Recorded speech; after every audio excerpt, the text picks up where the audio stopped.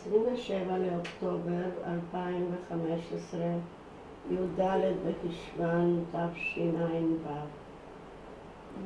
מראיינים את עתידה כוכבי, מראיינת מרים אביעזר מטעם יד ושם. עתידה כוכבי היא נולדה ב-1936 בקרואטיה,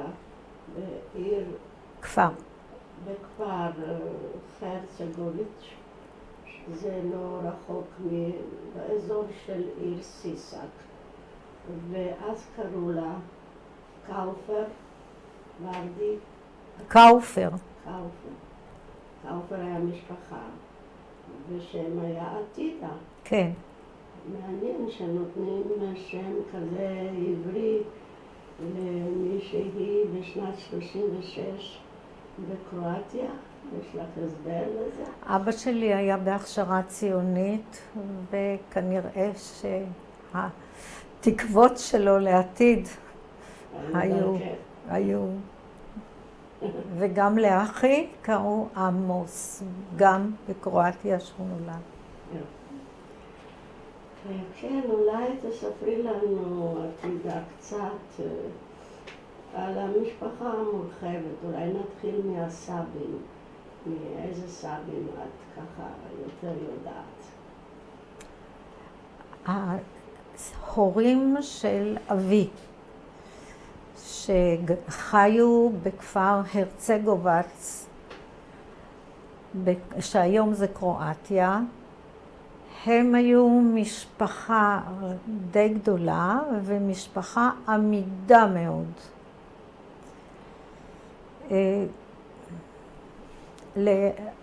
הם היו 4 בנים ובת אחת. סבתא מקורה מרומניה, עד כמה שידוע לי, ואני לא יודעת מאיפה בא סבא. אבל לפי השם כנראה שזה איפשהו מגרמניה, מאשכנז, אני לא יודעת לענות על זה. ואף אחד גם לא ידע. ואנחנו גדלנו, היינו אצל סבא וסבתא הרבה מאוד, משום שההורים שלי, אבא ואמא, עלו לארץ ב-1939, רק שניהם, במסגרת המכבייה. ועד כמה שאני הבנתי, הם התכוונו לחזור ולקחת אותנו. אנחנו נשארנו אצל סבא וסבתא, ואני ליתר דיוק נשארתי אצל אחות של אבא שחיה בהונגריה.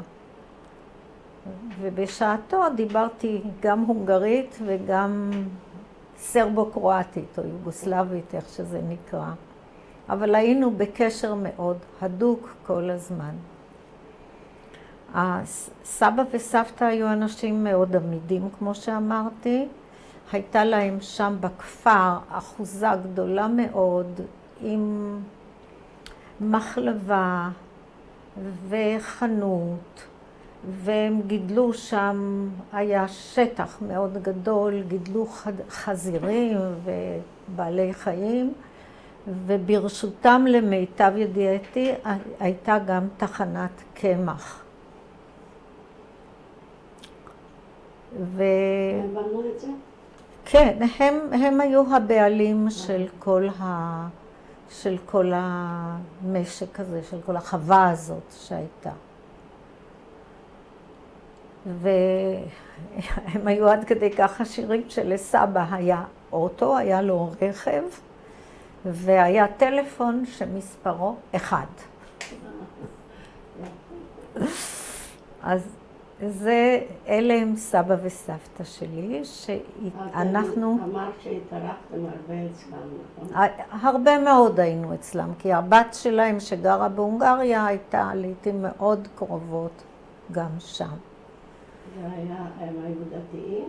לא, הם היו, לדעתי, היו מתבוללים. אני לא זוכרת טקסים דתיים, אבל אולי אני קטנה מדי הייתי ולא לא יכולה לזכור את זה, אבל היה ברור שהם יהודים. כן. איך זה היה ברור? אני לא... השירים? לא, זה המקומיים היו אומרים, אבל אני ידעתי שההורים בישראל, אז בפלסטינה, וכל הזמן חלמתי וחשבתי והתגעגעתי להורים בפלסטינה, וידעתי שאני צריכה, אני ואחי, צריכים גם לנסוע לפלסטינה. זה כל הזמן דובר. ידוע לך אם היו עוד יהודים בהרצגובץ? עד כמה שידוע לי לא, אבל אולי היו ביישובים סמוכים, אבל לא ידוע לי שהיו עוד יהודים שם. אני לא הכרתי. את לא יודעת אם בחגים, אני יודעת, ראש השנה, יום כיפור, היו נוסעים לאיזה עיירה, איזה עיר יותר גדולה. אמא שלי אמרה שהיו נוסעים בחגים לאיזה מקום סמוך לבית כנסת, אבל אני לא יודעת יותר מזה. מצד אמא, המשפחה הייתה יותר דתית, יותר יהודית.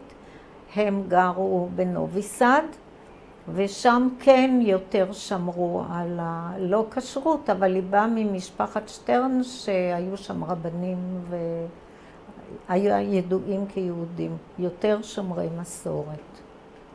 הייתם מבקרים אצלה? לא, אני לא זוכרת שביקרנו אצלם. אולי כן, אבל אני לא זוכרת. אולי הם היו באים אלינו, אבל לא ברור, זה לא ברור לי, אני לא זוכרת את זה. אז את בעצם גדלת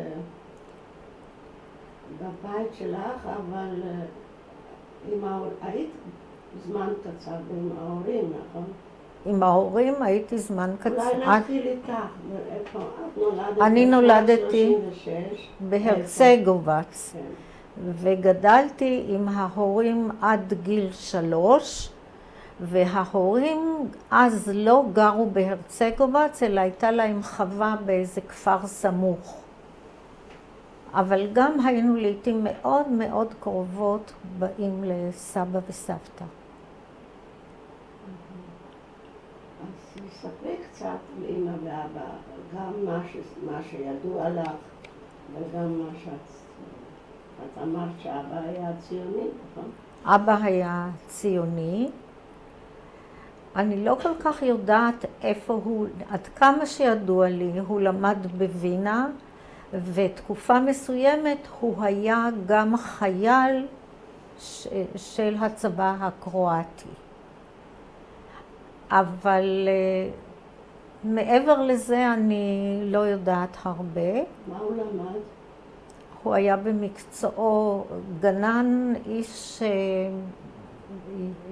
יודע בעיקר על צמחי בית ופרחים, אבל היה לו ידע נרחב מאוד בכל מה שקשור לגננות.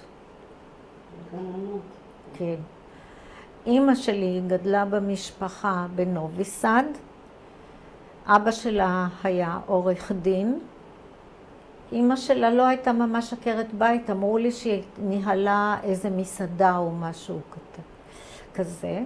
היה לה אח שמת מדלקת ריאות, בהיותו ילד קטן, והיא גדלה כילדה יחידה מאוד מפונקת, ולמדה לנגן על פסנתר, ובצעירותה כילדה הייתה נותנת כבר קונצרטים. כנראה שהיא הייתה מאוד מוכשרת בתחום הזה. ואיפה הם הכירו? אני שאלתי הרבה פעמים, אז קיבלתי תשובות לא ברורות, שדרך העיתונות היהודית, היה איזה עיתון שיצא מטעם היהודים, או בקהילה היהודית, אין לי מושג מדויק איפה הם הכירו. בהכשרות? אמא לא הייתה בהכשרה, אמא התחתנה כשהייתה בת 18, ואולי על ידי שידוך, אני לא יודעת. אז כשהתחתנו לאן עברו? כשהתחתנו עברו לגור בהרצגובץ אצל סבא וסבתא, ואחר כך נרכשה בעבורם איזושהי חווה ביישוב על יד, אבל גרו שם זמן קצר מאוד.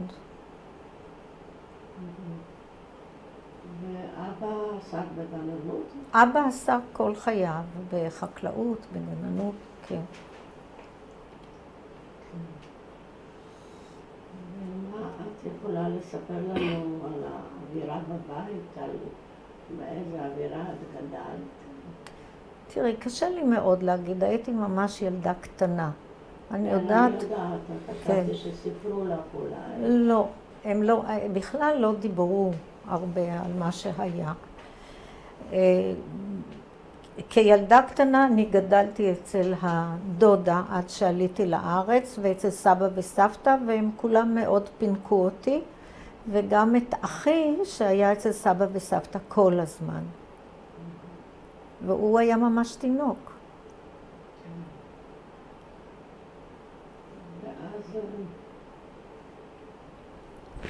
איזה דודה את זוכרת, נכון? את הדודה אני זוכרת. איך קראו לה? אנחנו קראנו לה, איך שתזכיר, איך המילה חביבה? חביבה? דרגיצה. דרגיצה. כן, אני לא יודעת אם דרגיצה זה היה שמה, או ככה קראו לה. יכול להיות שמה, כי זה שם. כן. ממש, כן, לא רק... לה, קראו לה דרגיצה. שטרן? לא, היא לא הייתה שטרן, היא הייתה קאופר מהבית, ואחר כך היא התחתנה עם בן אדם הונגרי, אבל את שמו הפרטי היה אנדרי, את שם משפחתו אני שכחתי, לא זוכרת כרגע. עוד שם? כן, כן. ואת גדלת באווירה טובה? אווירה... מאוד אוהבת, כן. מאוד מפונקת. מאוד ככה היה סביבך. סביבי היו הדודים אחים של אבא. אחד שבסופו של דבר ניצל ועלה לארץ, אבא של ברנקו, אוסקר, והיה דוד שקראו לו רודי ואוסקר, רודי ואוסקר היו אחיו, ואחותו, אני כנראה טעיתי, אחותו זאת. הם היו, כנראה, אני טעיתי, היו 3 אחים ואחות. מה את יכולה עוד לספר לנו על התקופה הזו שהייתם שם לפני המלחמה? אני הייתי ילדה קטנה, אבל אני זוכרת את הבית ואת החווה ואת מה שהיה שם. אני זוכרת אפילו פרטים,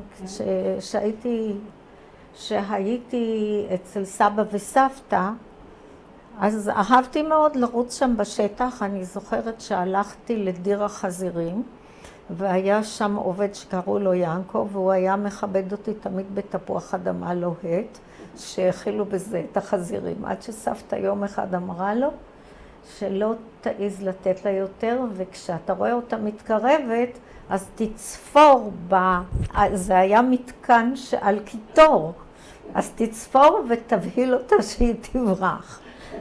יש לי זיכרונות כאלה ואחרים, אני לא יודעת אם זה רלוונטי, אבל... המראה על האווירה, על היחס, כן. וכשהייתי אצל דודתי בהונגריה, אני לא יודעת אם זה היה בשנת 40, כנראה סוף 39 או 40, אני חליתי במה שאז היה מאוד נפוץ, דלקת ריאות, דלקת הפריטונאום, דלקת הצפק ודלקת האוזן התיכונה. הייתי מאושפזת בבית חולים, ואנטיביוטיקה כמובן לא הייתה. אני הייתי בקומה 3 חודשים, ואני זוכרת איך פקחתי את עיניי אחרי 3 חודשים. 3 חודשים? כן. ומי שטיפל בי היה מנהל בית החולים שהוא היה רופא יהודי. והוא הציל אותי על ידי כך שהוא החליט לתת לי סולפה לניסיון. ואז כנראה בסופו של דבר ניצלתי. וכשפקחתי את העיניים, אני לא יודעת אם זה באמת חשוב לספר. כשפקחתי את העיניים, ראיתי את דודתי, שהייתי מאוד קשורה אליה, כי היא הייתה כמו אמא בשבילי, עוברת במסדרון, והתחלתי לצרוח. אז זה היה בדיוק בשעת ארוחת הצהריים, והאחות הביאה לי את האוכל. אז היא נכנסה ואמרה, הרופא לא מרשה לי להיות אצלך, כי אולי את כל כך תתרגשי שעוד פעם תהיי חולה. אז אמרתי, בסדר, אני לא אוכל ארוחת צהריים. אם את לא תאכיל אותי, אני לא אוכל ארוחת צהריים. עשיתי שביתה. תחשבי, הייתי בת 3.5, 4. אז היא הלכה לרופא הראשי, והוא אמר, אני מרשה לך להאכיל אותה ולהיות איתה זמן קצר, ואחר כך ללכת. אני זוכרת שהשתחררתי מבית חולים, הייתי כל כך חלשה, שהיו צריכים לקחת אותי בעגלה. ואני כל הזמן אמרתי, אני כבר ילדה גדולה, אני לא רוצה לשבת בעגלה. ואני שמעתי אחר כך שהרופא היהודי הזה ניצל, ואחר כך עבר לקנדה, אבל מעבר לזה אני לא יודעת הרבה. ואמרת שאבא היה ציוני. כן. הציונות שלו הייתה אולי מורגשת בבית? אני מתארת לעצמי שכן, אבל אני לא זוכרת את זה. את זוכרת אולי את הקופסה של קרן קיימת? לא, לא, אני לא זוכרת את זה.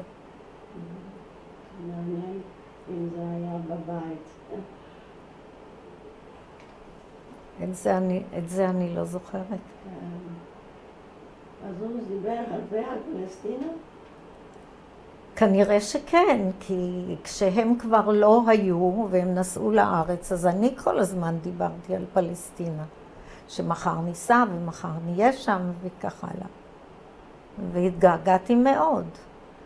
מעבר לזה שההורים שלך נמצאים בפלסטינה, האם פעם דמיינת לעצמך איך זה נראה שם בפלסטינה? זה היה בשבילי ארץ החלומות, ואני ממש כל הזמן חשבתי שיהיה שם משהו נפלא.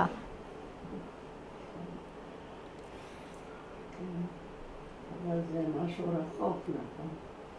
משהו רחוק. ואבא ואמא כתבו מכתבים? הם היו התכתבויות בין סבא וסבתא לבין ההורים שלי כל הזמן.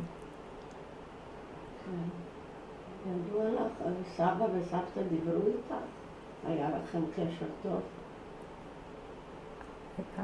הם מאוד אהבו אותי ואני מאוד הייתי קשורה אליהם, גם אל הדודה וגם אל סבא וסבתא. על איזה תרבות את מדברת? קשה לי לתאר, אבל אני לא גדלתי על תרבות יהודית. זאת אומרת... טוב, תיארתי לעצמי שלא. כן. אבל... אני חושבת שאני גדלתי על תרבות אוסטרו-הונגרית. איזה סיפורים סיפרו לך, את לא זוכרת? אני לא זוכרת עכשיו. פרנץ וגרטל או...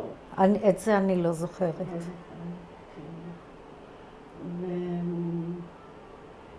הייתם הולכים בקיץ לאיזה מקום? היינו יוצאים בקיץ לאיזשהו נחל. יש לנו תמונות שאנחנו נמצאים כולנו על חוף איזשהו נחל ומטיילים.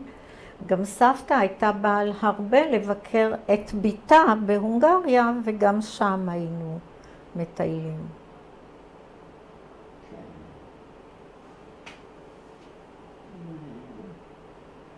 לכם קשר טוב עם השכנים, עם הסביבה הלא יהודית? אני לא יודעת לתת לך תשובה חד משמעית, משום שהייתה להם שם חנות והם סיפקו סחורה לכל התושבים של הכפר הזה. אני ככה בקצה הזיכרון זוכרת כמה צוענים שבאו לבית אל סבתא וביקשו אוכל ונתנה להם תפוחים.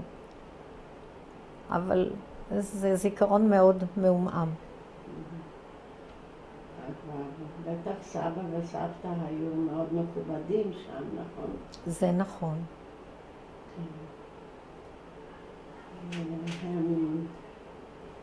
זה היה ככה בית פתוח או שסגור יותר? אני לא יודעת לתת לך תשובה. אני ממש לא יודעת היום לתת לך תשובה על זה. כי כילדה אני לא חושבת שהייתי ערה לזה בכלל. אבל היה לך ילדות טובה. כן. מאושרת. היה לך קשה שאבא ואמא לא איתך? כן, אני מאוד התגעגעתי. אני גם זוכרת את עצמי רצה אחרי איזשהו גבר עם אופנוע וצועקת אבא אבא, כי חשבתי שזה אבא שלי, אבל זה כמובן שהוא לא היה. אבל כל הזמן היה החלום הזה והרצון הזה לנסוע לפלסטינה ולהיות עם אבא ואמא. מעניין שאבא קרא לך עתידה, כאילו ראה דרכך כבר את העתיד בפלסטינה, נכון? כנראה, כן. טוב, ואז הכל מתחיל, נכון? הכל מתחיל. מאז שהם נסעו לפלסטינה, הם ניסו למצוא דרך להביא אותנו משם. עכשיו, אף אחד מהמשפחה לא יכול היה לעלות, אני לא צריכה לספר לך, כי לא היו סרטיפיקטים ולא סיפקו דרך לעלות. ועד כמה שאני יודעת, וזה לא דברים מאוד מאוד מוחלטים, הם היו בקשר עם עליית הנוער ועם הסוכנות. גם סבא וסבתא וגם אבא ואמא בארץ. עד כמה שאני יודעת, רחה פרייר מאוד עזרה להם לקבל את הסרטיפיקטים בשבילנו וליצור קשר עם עליית הנוער. והיו כמה קבוצות שעלו, אבל הם לא הסכימו לקחת אותנו כי היינו תינוקות. רק מי זה הם? המדריכים שהביאו את הנוער לארץ. הם לא רצו לקחת אחריות עלינו. היחידה שהסכימה לקחת את האחריות עלינו הייתה הקבוצה שמקורה באוסטריה, גרמניה וכל זה, והמדריכה הייתה מרי אשכנזי, והיא התחתנה פיקטיבית עם בחור שבא מהארץ, ואז הם קיבלו עליהם את העלאה לארץ של כל הקבוצה של הילדים של קלדובו שבץ. והיא הסכימה לקחת אותנו. אולי נסביר קצת מה זה קלדובו שבץ. קלדובו שבץ זה הקבוצה של פליטים שבאו מאוסטריה וגם מצ'קוסלובקיה, שבאו בנתיב של דנובה, באונייה שנתקעה בעיר קלדובו, כי זה היה דצמבר ודנובה הייתה קפואה, כן. והאונייה לא יכלה להמשיך, והיו צריכים שם לטפל בכולם. אבל איך אתם הגעתם לקבוצה הזו, זה לא ידוע לך? זה ידוע לי. כן? אני חושבת שבגלל הקשר שהיה להוריי בארץ ולסוכנות ולרחה, שזה כבר היה ממש ברגע האחרון, כי את הרי יודעת שההורים נשארו שם ונספו, רק הנערים הועלו לארץ. ב-41, במרץ 41. ואז סבא שהיה לו אוטו, לקח אותנו לגבול יוון, את שני הילדים, אותי ואת אחי, ופשוט זרקו אותנו דרך החלון לרכבת, עם מזוודות ועם סיר לילה בשביל אחי הקטן, כי מרי והבחור הסכימו לקחת אותנו. לקחת אפוטרופוס. לקחת קטע. ואני לא אשכח כל חיי את סבא וסבתא עומדים בצד הכביש, בוכים ומנפנפים לנו במטפחת לבנה, וגם אנחנו בכינו. אני לא אשכח את התמונה הזאת כל ימי חיי. סבא איש גדול ומאוד, היה לבוש תמיד יפה בצורה מכובדת, וסבתא שעמדה על ידו היא הייתה יותר קטנה, והוא בוכה ומנפנף לנו המטפחת הלבנה. זהו, ואנחנו... ולכם הסבירו משהו? לא הסבירו. לא הסבירו. אמרו שאנחנו נוסעים לפלסטינה, זה הכל. אבל אנחנו היינו שני ילדים קטנים. אני רוצה לחזור על התמונה הזו שלא כל כך ברורה לי. העבירו אתכם מרכבת אחד לרכבת? מהאוטו של סבא וסבתא, שסבא וסבתא הביאו אותנו באוטו שלו, עד לגבול יוון. איפה בגבול יוון? אני לא יודעת בדיוק. אני שאלתי את מרי, את הבת של מרי, והיא אמרה שבגבול יוון. והיו כאלה שנסעו דרך גבול, לא בולגריה, רומניה. אנחנו עברנו דרך גבול יוון. עכשיו, אני יודעת שכיוון שביוון כבר היו נאצים, כבר היה... חלק היה כבוש, אז היינו צריכים לנסוע ברכבת עם אורות קבועים וחלונות סגורים. רגע, אבל אתם הגעתם לקלדור? לא, אנחנו נסענו מהרצגובץ לגבול יוון עם האוטו של סבא שלי. ושם זרקו אותנו לרכבת. כן, עכשיו מי שהיה שם, הם דיברו בעיקר גרמנית, הנערים האלה. אלה היו נערים בני 16, 12, 13, ואנחנו לא יכולנו לדבר איתם, כי הם לא הבינו אותנו. היחידה שהבינה אותנו זאת הייתה מרי, שהיא בעצמה באה מאיפה היא באה? מסרביה, עד כמה שידוע לי. היא הייתה בתנועת השומר הצעיר. כן, היא הייתה בשומר הצעיר, והיא פשוט תמצא אותנו, וכל הדרך נדבקנו אליה. מרי אשכנזי. מרי אשכנזי, היא כבר לא חיה, אבל אנחנו היינו בקשר איתה ועם הילדים שלה. היא חברת קיבוץ מעברות לשעבר, בחייה. כן, כל כך מעניין. זה כל כך... אנחנו מכירים את העובדות ההיסטוריות. אז זהו, את העובדות ההיסטוריות אני פחות מכירה. לא. אני רק בדיעבד אחר כך שמעתי. עכשיו אני חושבת על מה שקראתי, על כל הרשע, הרי מכל הקבוצה הזו של 1,200 פליטים שהיו שם, הסוכנות ועליית הנוער הצליחו לשלוח ארצה 200 צעירים. כן, ב4 או 5 רכבות. אז ואתם הייתם... בקבוצה הזו. אנחנו היינו כנראה בקבוצה האחרונה.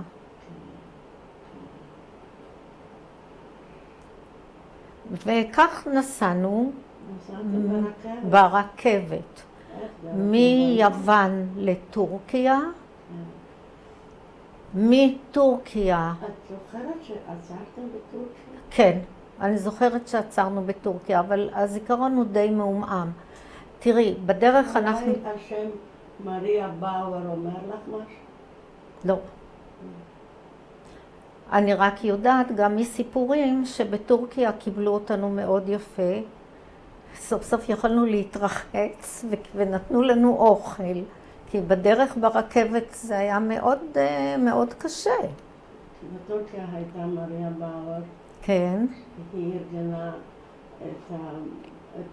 שיתנו לקבוצה קצת ככה תנאים טובים שימשיכו את הדרך. כן. אז פה את יודעת יותר ממני, כן. בסדר, אני רק יודעת מספרים, לא... כן. כן. ואני רק יודעת שבטורקיה סוף סוף היינו יותר חופשיים, התרחצנו ואכלנו ונתנו לנו אולי אפילו בגדים, אני כבר לא יודעת את כל הסיפור מטורקיה.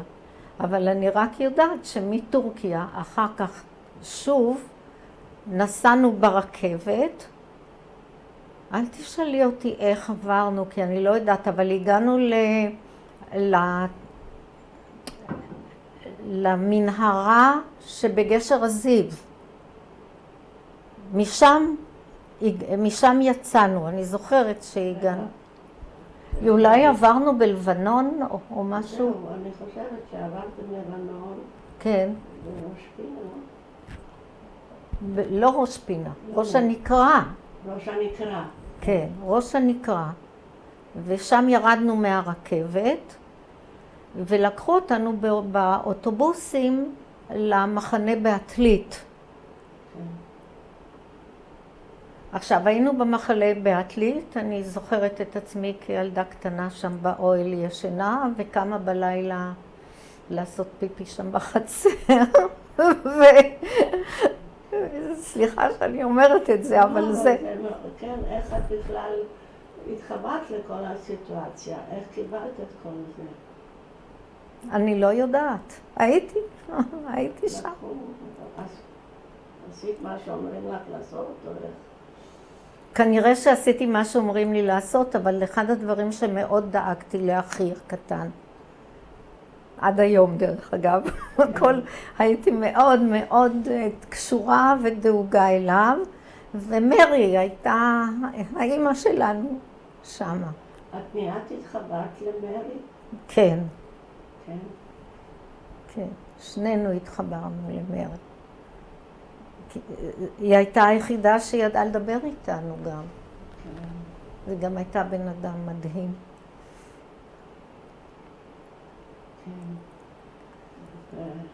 עכשיו, היינו תקופה מסוימת במחנה העולים בעתלית, אבל כיוון שהיו לנו סרטיפיקטים ואבא ואמא היו בארץ, אז אבא בא למחנה לקחת אותנו.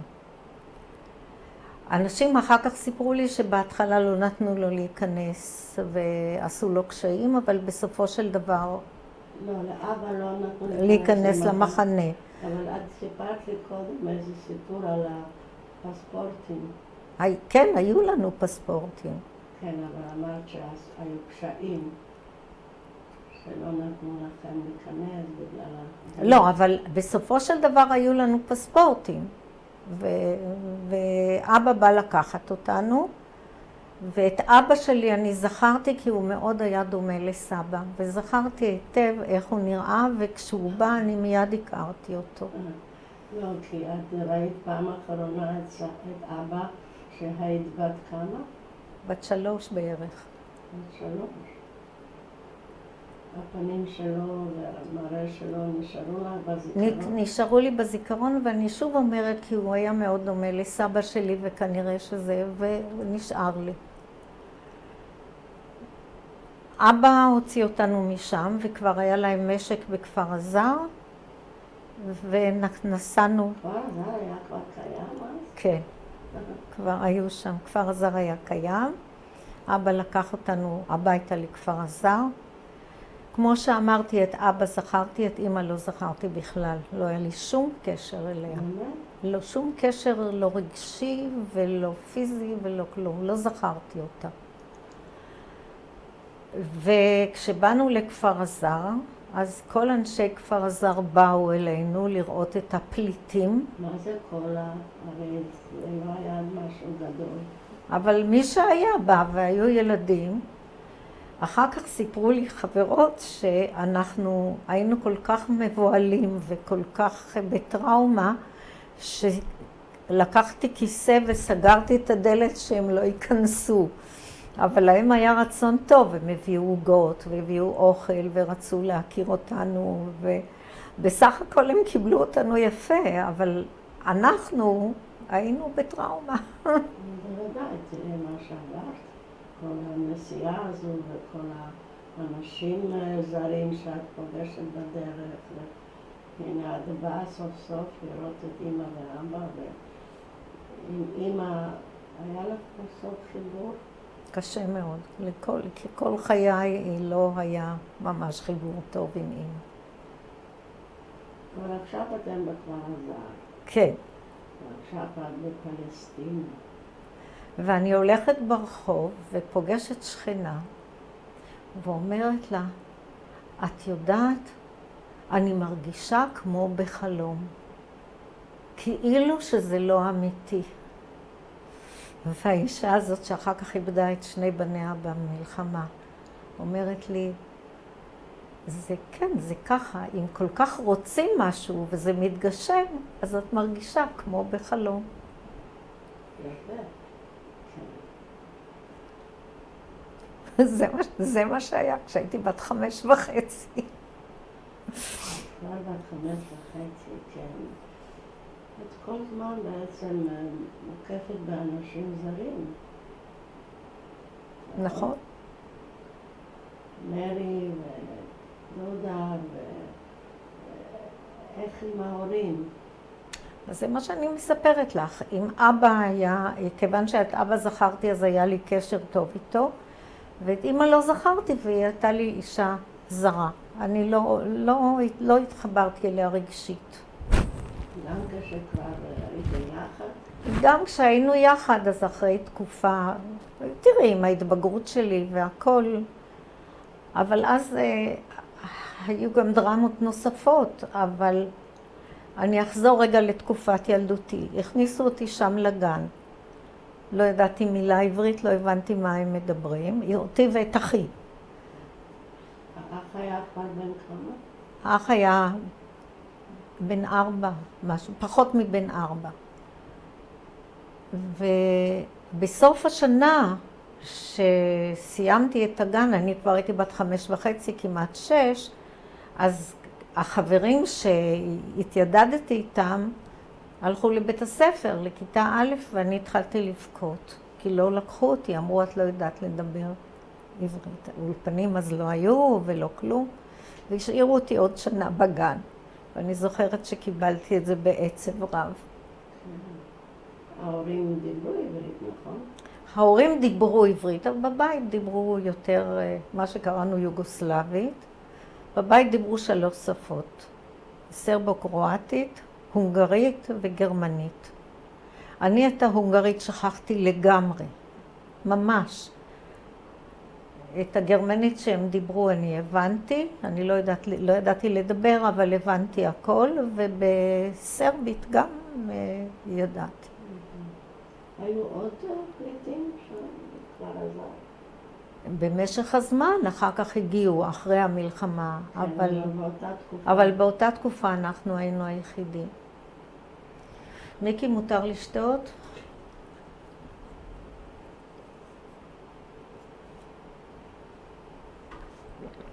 כן.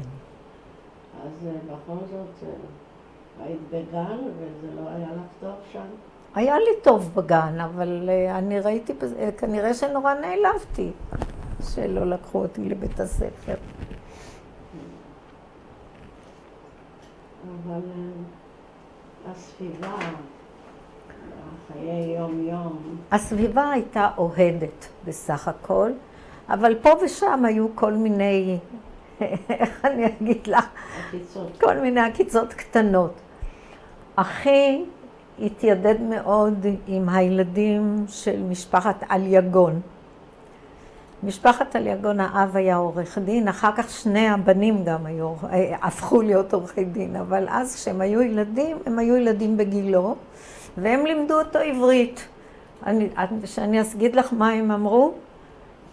הם למדו ביוגוסלבית להגיד קאז'י, ואז הם אמרו לו, קאז'י תחת, קאז'י פיפי, קאז'י... כן, הם לימדו אותו עברית טובה, שני זעת אותי עם זה, אבל בסופו של דבר הם דיברו איתו גם בעברית, אז שנינו למדנו בסופו של דבר מהסביבה. הייתה איזה חברה? היו לי חברות בבית הספר, כן, היו לי. בכיתה אחר כך התיידדנו עם חברות, כן, אני שכבר הבנתי את השפה, וכשנכנסתי סוף סוף לבית הספר אז כבר הבנתי. אבל לפעמים כשהלכתי ברחוב, אז לפעמים הבחורים הגדולים היו אומרים, איך קוראים לך? אז הייתי אומרת עתידה, איך עוד? ורדי. וזה היה מצחיק אותם. עתידה ורדי. כי אז הייתי ורדי. כן. אבא שלי נאלץ לשנות את שמותיהם כשהם עלו לארץ מפחד הבריטים. והם בעצם היו בלתי חוקיים. אז הוא שינה את שמו היה אנטון, הוא שינה את זה לנתן. אמא הייתה ברטה, ושינו את שמה לאמירה, אל תשאלי אותי למה. ואת שם המשפחה הוא שינה לוורדי. אז את נפחת לעתידה ורדי. כן. מה הצחיק אותם בעצם? השם שלך עתידה או... לא, הוורדי, שאני מדברת ברייש לשונית ולא ברייש גרונית.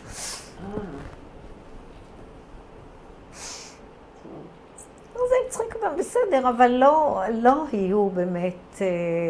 החברות שלי לכיתה היו חברות טובות, ואני הלכתי אליהם והם באו אלינו.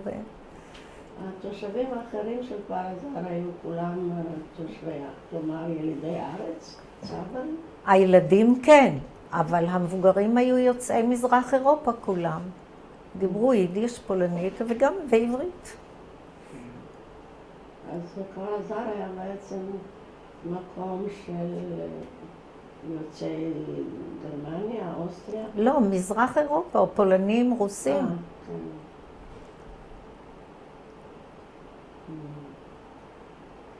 אז זהו, אז במה עסק אבא?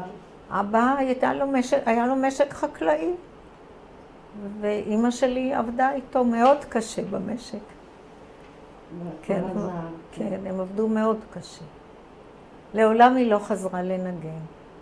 גם לא היה פסנתר, המצב הכלכלי היה מאוד קשה. סיפרה לי, את מכירה את מרתה, שהיא בת דודתי מצד אימא? לנדו? כן. היא סיפרה לי שהיא קיבלה מכתב מהסבא המשותף שלנו, שהוא נתן הוראה לשלוח את הפסנתר לפלסטינה. אבל כבר הכל היה מאוחר מדי. לפעמים אני חושבת מעניין מי הכפריים האלה שם גנב את הפסנתר. הוא נשלח מנוביסד להרצגובץ, אבל לפלסטינה הוא כבר לא נשלח. כן. אז אתם בפלסטינה, והאם ידעתם מה קורה באירופה?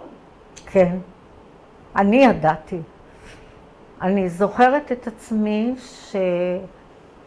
שהגיעו עיתונים הביתה ואמרתי, אחרי שאמרו שהמלחמה נגמרה, אני דיברתי ביני לבין עצמי ואמרתי, מחר כבר לא יהיה עיתון, יהיה רק כתוב שהיטלר מת.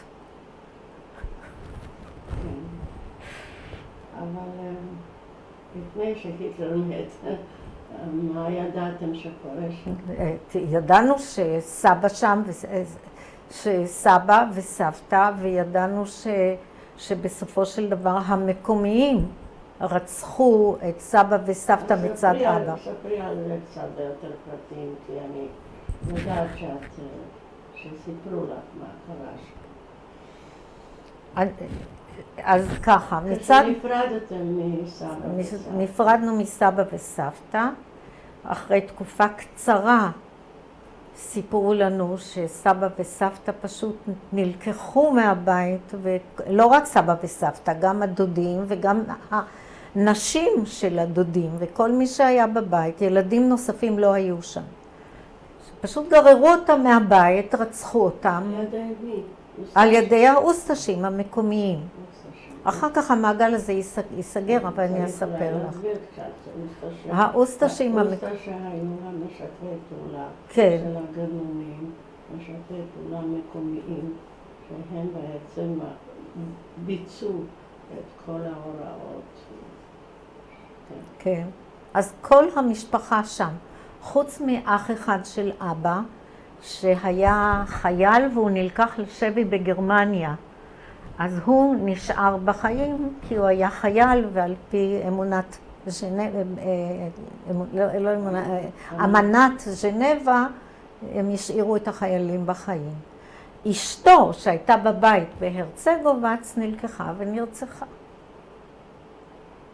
את לא יודעת איך? נלקחו למחנות? לא, הם נרצחו במקום, וגם יש... כשהילדים שלי לפני חודשיים היו שם, אז אמרו שיש גלעד לזכרם שלהם ושל עוד יהודים מהעיירה הסמוכה שנרצחו על ידי האוסטשים. שם. וסבא וסבתא שלי מצד אימא, סבא מת משחפת או מדלקת ריאות עוד לפני שהגרמנים נכנסו, ואת סבתא לקחו לאושוויץ, וגם את האחות של אבא שלי מהונגריה, גם היא נספתה באושוויץ. משם, היא ובעלה, כן. מהרצגובץ. לא, היא נלקחה מהונגריה. ב-44,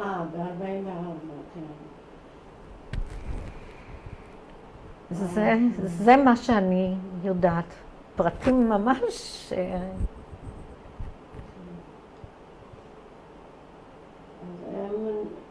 הם נהרגו במקום. כן. יש לכם על זה איזה הוכחות? כשהמעגל ייסגר, בסוף הסיפור אני אספר לך איזה הוכחות. לא, תספרי. לספר עכשיו? כן. אני שנים רבות לא יכולתי לנסוע, לא ליוגוסלביה, לא לאזור ולא בכלל. כשבגרתי כבר אחר כך נסעתי, אבל לא הייתי בכפר. אבל בן דודי, בנו של האח שהיה בגרמניה, ואחר כך גם בא לכפר עזר עם המשפחה, הוא נסע לשם. והוא הסתובב בכפר, הוא ראה שמחקו את כל מה שהיה לסבא וסבתא שלי, את כל הדברים. מה זה כל הדברים? את החנות ואת הזה ואת את כל החווה, מחקו אותה. מה, בנו משהו במקום? לא, כרגע זה נלקח על ידי, אחר כך נלקח על ידי הקומוניסטים, הלאימו את זה. בן דודי ואשתו נסעו לכפר, להרצגובץ. איך קוראים להם לבן דודי? לבן דודי קוראים ברנקו, קאופר. זה שגר בכפר עזר. בכפר עזר, כן. ואשתו קרמלה נסעו לכפר. והייתה להם שם איזו מדריכה. אני לא יודעת מי מהקהילה היהודית, מישהי שהכירה את האזור, וסיפרה להם מה היה ואיפה היה ואיך היה והכל. ולקראת סוף הסיור שלהם בכפר, הם פגשו איזו אישה זקנה שיושבת על ספסל. והם פנו אליה ואמרו לה, אנחנו הנכדים של משפחת קאופר. לא באנו לקחת שום דבר, אנחנו רק באנו לראות ולשמוע. והזקנה הזאת אומרת, כן, אני זוכרת אותם היטב. הם היו אדונים, גוספודה. ואני הייתי התופרת של סבתא שלכם. ולפני שהם נהרגו, סבתא באה אליי, נתנה לי בד חם ועבה, ואמרה שאם ייקחו אותנו ללאגר, שיהיה לי בגד חם שאני אתפור לה, והיא נתנה לי תמונה שלה עם אחי הקטן עמוס, והשאירה אותה אצלי. והיא גם כמובן אישרה את העובדה שרצחו אותם, והם אמרו לה, את יודעת מה, בואי, יש פה בית קפה קטן, בואי ניכנס ונשב ותספרי לנו ונדבר בשקט. אז היא אמרת, לא, אל תיכנסו לשם, זה הילדים של האוסטשים האלה, שהרגו את סבא וסבא שלכם ואת כל המשפחה. עד היום יש לאוסטשים האלה שם, לבנים שלהם, יש להם שם בית קפה קטן.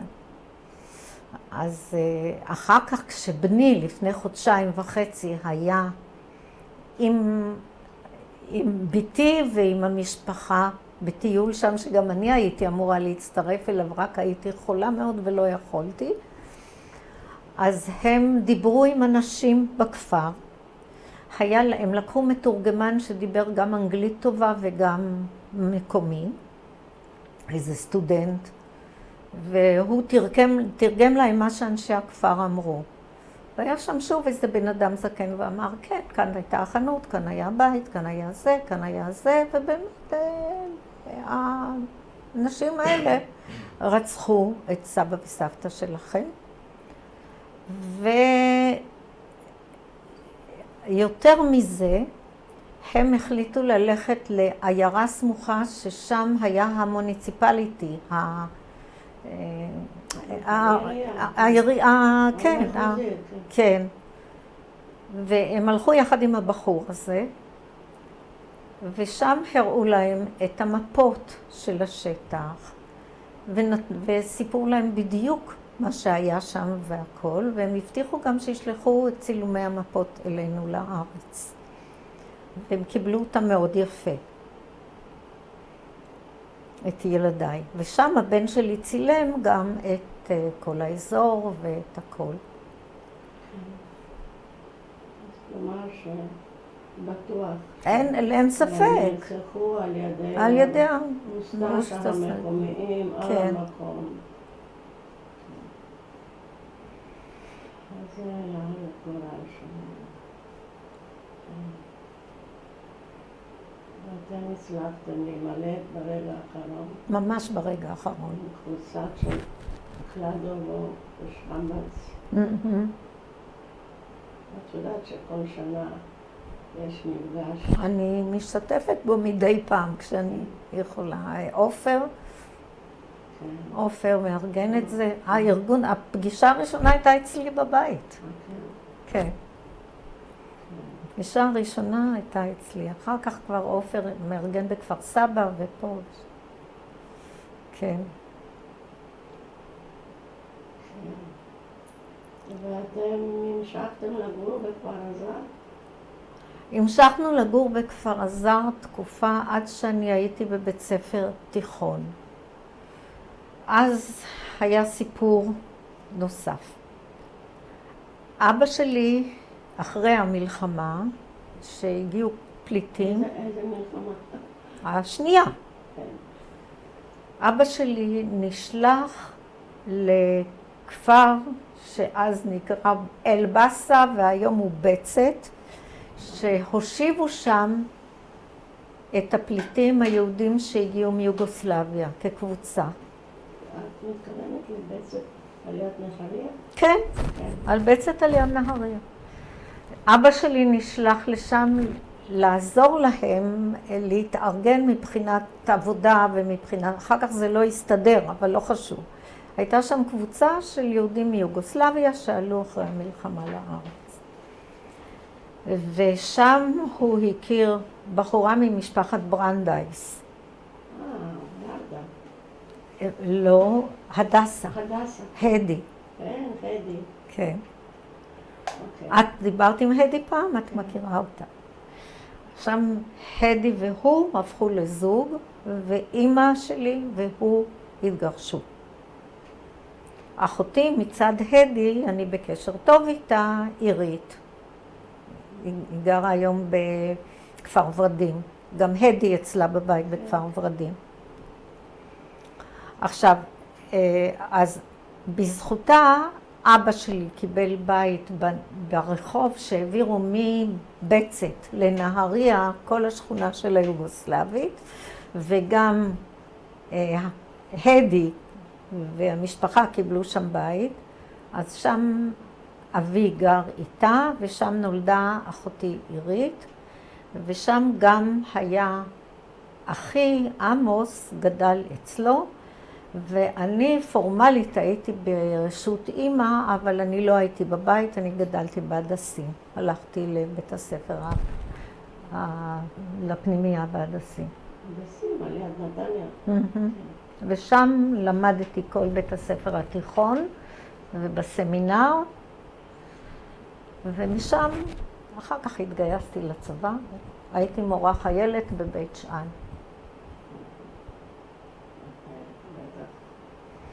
לא היה קל, אבל זה מה שהיה. לא, בהדסים היה בסדר גמור, היה יפה. היו שם עוד הרבה מאוד נוער שבאו אחרי המלחמה. מתי שמעת על גורל של המשפחה בקרואטיה? כשהייתי ילדה בכפר הזר. אבל לא דיברו על זה הרבה. סיפרו שזהו. ידעת בכלל על מלחמה באירופה, על מחנות, אני ידעתי, אבל הבנתי את זה במוח של ילדה. כשגדלתי כבר אחר כך, אבל אני מודה שאני התכחשתי לכל מה שקרה. כנראה שהיה לי מאוד קשה לחשוב על זה שכל המשפחה שאני בעצם חיבקה אותי פתאום איננה. התכחשתי לזה. עד היום חברים שלי מהדסים למשל, אם תגידי להם שאני ניצולת שואה, הם לא יאמינו, הם לא ידעו, כי גם אף אחד לא דיבר. הייתי בכיתה עם שבח וייס הידוע למשל, אז הוא סיפר שהוא היה ניצול שואה. האחרים לא דיברו על זה בכלל. הייתה קבוצה שלמה של אנשים, צעירים יותר, מבוגרים יותר, שבאו לארץ. חברות שלא ידעו מי אבא אמא שלהם, הוציאו אותם מהמנזר, מה יום ההולדת שלהם, כלום. למה בעצם? אף אחד לא דיבר. אף אחד לא דיבר על עברו, על מה שהיה. למה בעצם? את שואלת אותי שאלה שאין לי תשובה עליה. אני יודעת שאני שואלת שאלה קשה ושאלה שאלות, אבל האם ההרגשה שלא רוצים להיות קורבן, רוצים להיות יותר... כן, אני רציתי להיות ישראלית, צברית, והם חשבו שאני, כי ידעו שאני מכפר הזר, אז הם חשבו שאני, הם לא, עד היום החברים שלי לא יודעים. אלה שלמדו איתי בתיכון, בהדסים ובסמינר. אף אחד לא דיבר על זה בכלל. איך את מרגישה תחת השם ניצולת שואה? לקח לי הרבה זמן לקלוט את זה.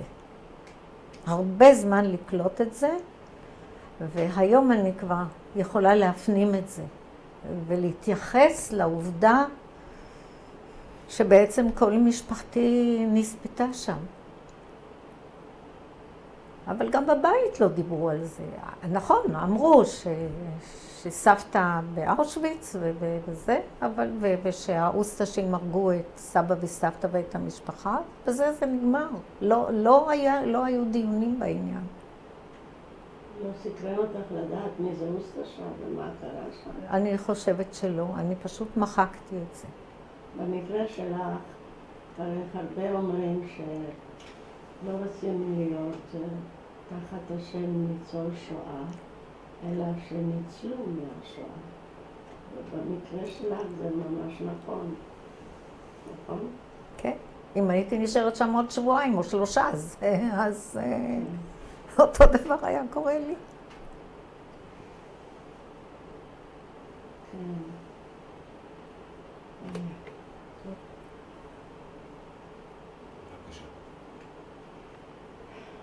אני חושבת על הסיפור שלך. אז כל מה שקרה לך, וקרה כל כך מהר, מיד ליד והגעת ארצה ופגשת את ההורים, וזה כבר לא אותם ההורים שאת חשבת שיהיו, ומתי התחלת להבין? ומתי התחלת בעצם, מתי הכאב ראשון על מה שקרה? אז ככה, מה שאמרתי לכם קודם, שהתמונה של סבא וסבתא בוכים, היא לא תימחק לי לעולם. זה דבר שהיה לי קשה מאוד כל חיי, ואני נושאת את זה איתי. הדבר השני שהיה קשה ונמשך לאורך זמן, זה העובדה שלא יכולתי לקשור קשר עם אמא. והדבר השלישי זה תחושת נטישה שהייתה לי, וכעס מאוד גדול על ההורים שעם תחושת הנטישה שהייתה לי. כמובן שכשאני התבגרתי אני קלטתי את זה והבנתי, אבל כנערה וילדה לא ידעתי את העובדות ההיסטוריות. העובדות ההיסטוריות נודעו לי באמת רק כשהפכתי לאדם מבוגר. ואז איפשהו גם יכולתי להסתכל על העניין משני הצדדים. אבל כילדה הייתי מאוד כעוסה על הוריי והרגשתי הרגשת נטישה מאוד קשה. נטישה ממה? נטישה מההורים, מהמשפחה.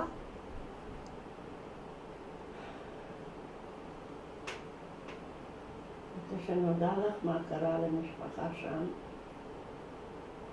וכאב? אני לא חושבת שעיכלתי את זה אז. אני מעכלת את זה רק כאדם מבוגר. אז כילדה לא עיכלתי את זה. ידעתי, אבל לא עיכלתי.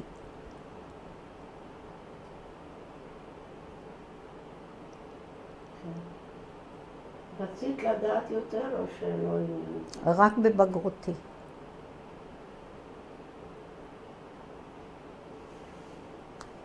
כששאלתי מדי פעם, אז גם לא קיבלתי תשובות ברורות. לא קיבלתי תשובות ברורות. לפעמים את אמא, לפעמים את אבא. אבא היה יותר פתוח, יותר ענה, אבל הנושא הזה לא עלה לדיון בבית, לא דובר. גם אמא איבדה את המשפחה, נכון? כן. אמא איבדה את אבא שלה, עוד לפני המלחמה, ואת אחיה, אבל הוא היה ילד, ואת אמא שלה.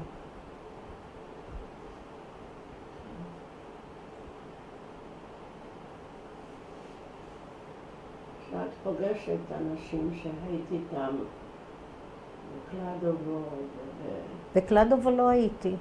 לא, בקבוצה הזו אני לא פגשתי. אני ניסיתי אבל את אומרת שאתם נפגשים. אבל זה לא פגישה אישית. זה כנס. ניסיתי כמה פעמים לדבר עם מיכל, איך קוראים לה, מקיבוץ, איך קוראים לזה, כפר שמואל, שהיא בקשר הייתה עם הקבוצה הזאת. אז היא אומרת, אין כבר עם מי לדבר, הם לא זוכרים שום דבר.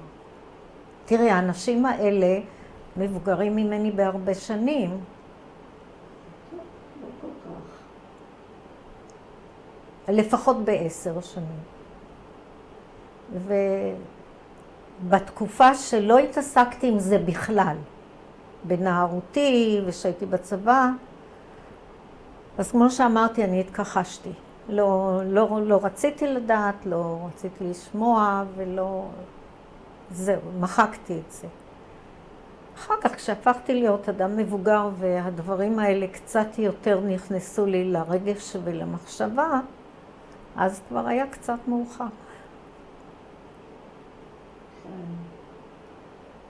שם בחדשים היו הרבה ניצולי שואה. כן, אבל לא היה אף אחד מהאזור שלנו. הם כולם, אבל היו הרבה, ואני אומרת לך, אף אחד לא דיבר. לא דיבר כי לא שאלו, או לא דיבר כי כואב? לא דיבר כי בתקופה ההיא לא דיברו על רגשות ועל דברים. דיברו רק על דברים פרקטיים, מה עושים. איפה עובדים היום, איזה שיעורים יש היום, ואנחנו גרנו קבוצה גדולה של נוער. ולא, לא. לא היו הזדמנויות שיושבים קצת ומדברים. היו הזדמנויות בלי סוף, ולא היינו מדברים. את רצית לדבר? לא. לא היה לכם מי? לא, לא רציתי לדבר. היה לי, החברות היו לי חברות טובות, המדריכים שלנו היו מאוד מאוד מסורים ומאוד אנושיים, באמת, היו אנשים שעד היום, היום אני עוד בקשר עם מי שנשאר בחיים. עם מרי היית בקשר? הייתה תקופה שלא כל כך היינו בקשר, אבל אחר כך היינו בקשר, כן. הייתה בקיבוץ מעברות, נכון? כן. ממנה שמעת קצת יותר? כן, בגלל זה הבאתי את הדיסק הזה. אני חושבת שזה היה יום הולדת של אימא שלי, שאני הזמנתי את המשפחה וגם את מרי ואת בעלה, ואז דברים עלו. יכול להיות שיש פה דברים, אני לא יודעת מה כתוב כאן, אבל יכול להיות שכדאי להעביר את זה. מיקי אומר שאפשר להעביר את זה. כן. את נסעת לירושלים? בבגרותי, כאישה, כאימא, אז נסעתי. פעם ראשונה שנסעתי, נסעתי עם אימא שלי לסלובניה. הרגישה... בתור תיירות. כן, אימא הרגישה לא טוב, ויש שם מעיינות, לא יודעת. נסעתי איתה כדי להיות איתה, ואחר כך נסעתי עם אחי ועם אשתו, ואני ובעלי. עשינו טיול, איך קוראים לעיר המתוירת הזאת? שכחתי. דוברובניק. דוברובניק. נסענו מדוברובניק, עשינו סיור, אבל לא הגענו לכפר שלנו, אז הסתובבנו. לא רצית? אני לא יודעת, אבל זה לא קרה.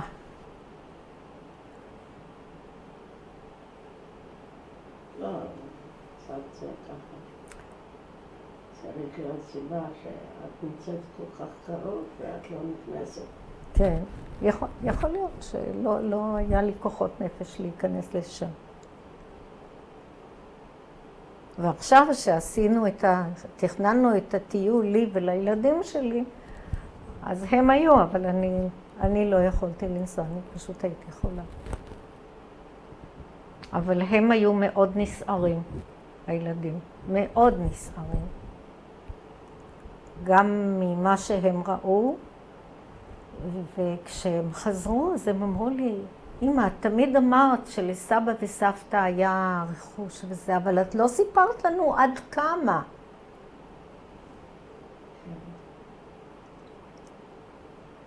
זה מזכיר לי אנשים שבאו מארצות ואמרו שהם היו שם נסיכים ומלכים וזה.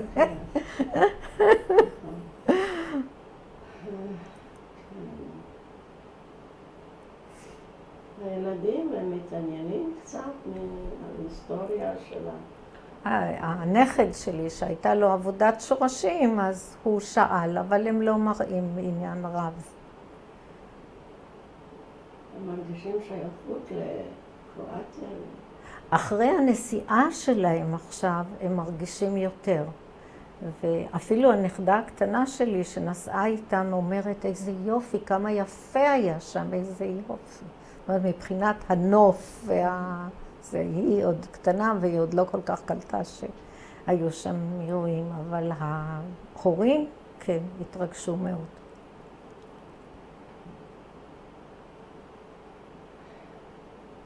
תודה. יש לך עוד משהו שאת רוצה להוסיף? אני לא יודעת להגיד לך כרגע.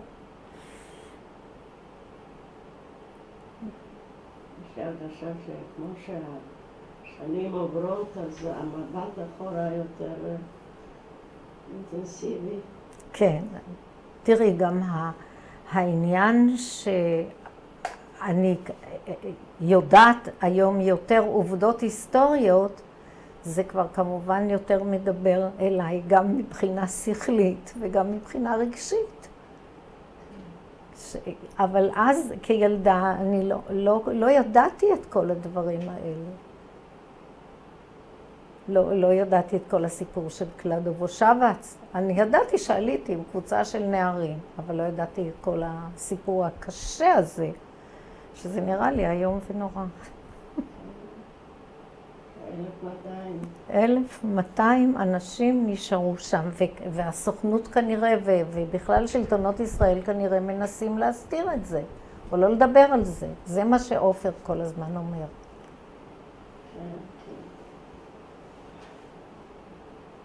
אמורה לבוא אונייה, הוא מנסה להביא אותה. טוב, נכתבו ספרים כן. וסרטים על זה. סרטים אני לא ראיתי, אבל ספרים כן.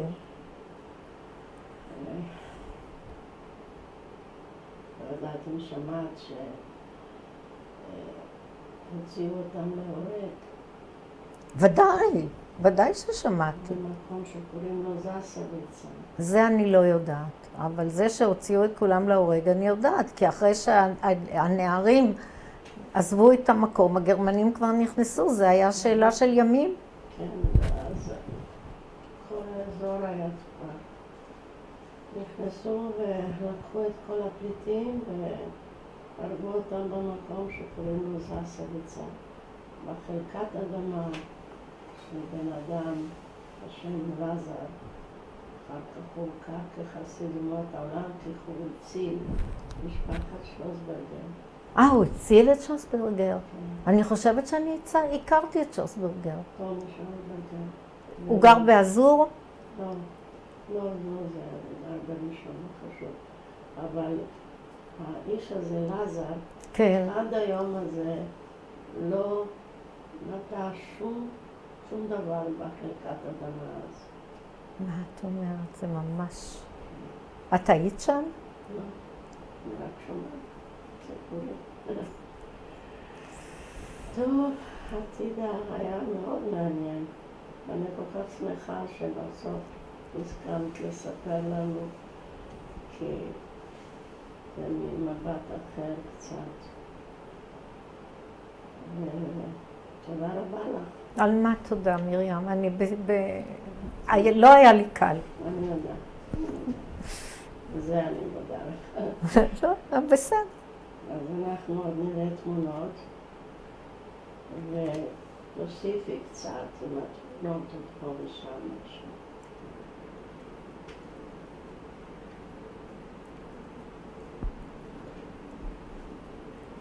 כן? כן. מה שרואים פה בתמונה זה הכפר שבו נולדתי וחייתה משפחתי, הוא נקרא הרצגובץ. והיום הוא נראה כנראה קצת אחרת, אבל זה מה שהיה.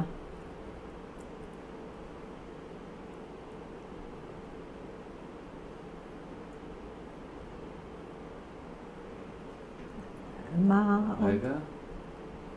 שנייה אחת.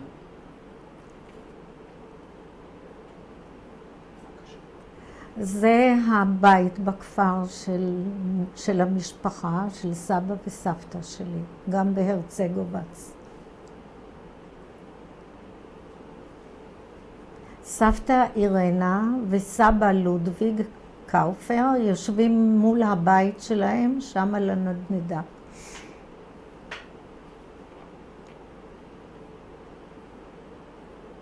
בבקשה.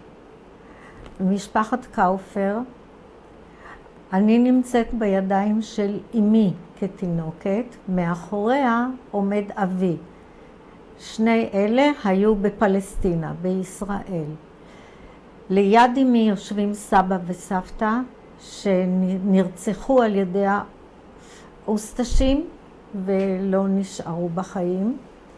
הדודה השמנה שנספתה באושוויץ, ומאחוריה בעלה שגם נספה.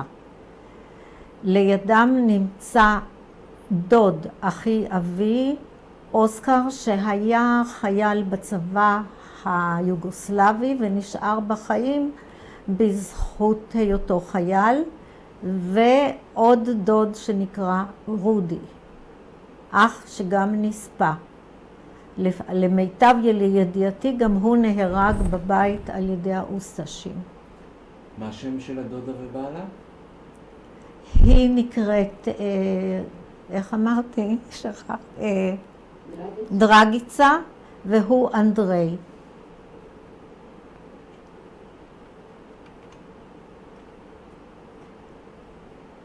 בבקשה. זה דודי, אח אבי, שנקרא אוסקר, והוא ניצל, כמו שאמרתי, בזכות היותו חייל. אשתו לילי שהייתה בבית ורצחו אותה המקומיים, האוסטשים. אשתו הראשונה.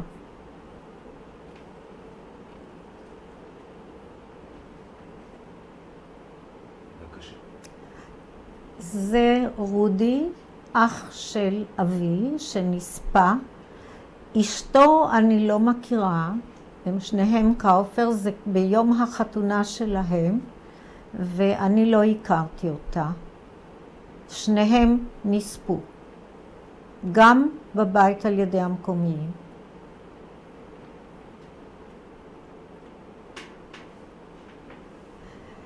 זה הפספורט שאיתו אחי עמוס ואני עלינו לארץ. וזה הפספורט השני שניתן לנו, כי עוד מעט תראו את הראשון ששם היינו ילדים יותר קטנים ולא הצלחנו לעלות. עם זה כבר נכנסנו לפלסטינה.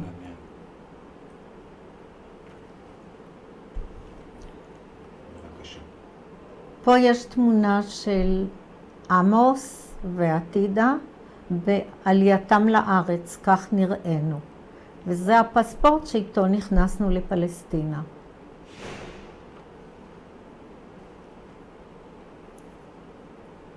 זה פספורט ראשון שנעשה, הוא על שם סבתא שלנו, אירנה. אנחנו היינו ילדים והיא הייתה האפוטרופסית שלנו. וזה נשאר עד שיכולנו לעלות.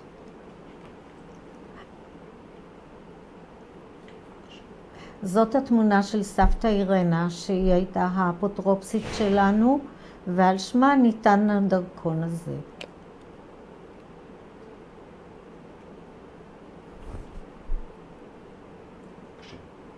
פה אנחנו ילדים קטנים, עמוס ממש תינוק, ואני, שניתן, הפספורט הזה ניתן, אבל לא הצלחנו לעלות איתו לארץ. הוא נשאר בינתיים. עד שקיבלנו את הפספורט השני ואת האפשרות לעלות. אני לא יודעת באיזה שנה זה היה.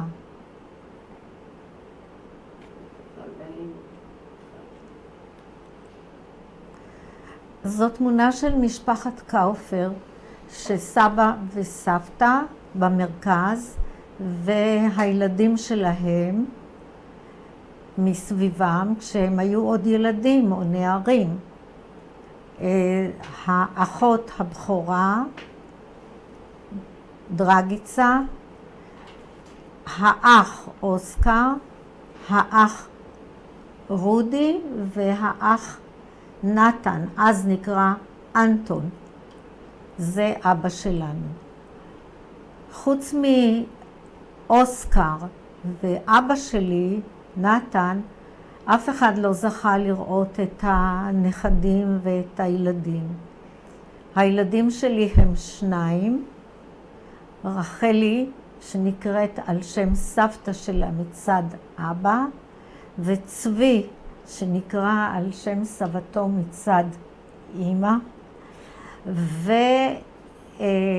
ויש עכשיו עוד ילדה בשם מאיה לי. ומאיה לי היא הבת של ביתי והיא בת 9, ילד בשם אסף שהוא בן 16.5, בן של בני, וישנם שני ילדים שנוספו למשפחה, אחד מצד אמא שלו ואחד מצד אבא שלו. והם נכדים לא ביולוגיים שלנו, אבל הם בלב שלנו כמו ילדים רגילים. בני עובד בחברת אינטל, אשתו מורה לחקלאות. ביתי לאחרונה עבדה בחברת, החברה הגדולה לתרופות, איך קוראים לה? טבע. טבע? לא, חברה גדולה לתרופות, חוץ פייזר. לא, חברת בית חולים, של בתי החולים, לא חשב, שכחתי, ובעלה עובד בבנק לאומי. היא עבדה, איך קוראים לו? איך קוראים לחברה הזאת? שכחתי. אז זו חברה מאוד מוכרת, ברפואה פרטית, הגדולה. אתה בטח יודע. אסותא? אסותא. היא עבדה בלשכת המנכ"ל באסותא. אלה, בעלי שאול היה חולה הרבה שנים, הוא נפטר לפני 4 שנים, בסופו של דבר מאירוע מוחי ואלצהיימר, ולצערנו הוא לא איתנו עכשיו. אנחנו כולנו עבדנו במשתלה, כולנו היה לנו משק חקלאי במשמר השבעה. והיום אנחנו עירוניים, עברנו לגור באור יהודה.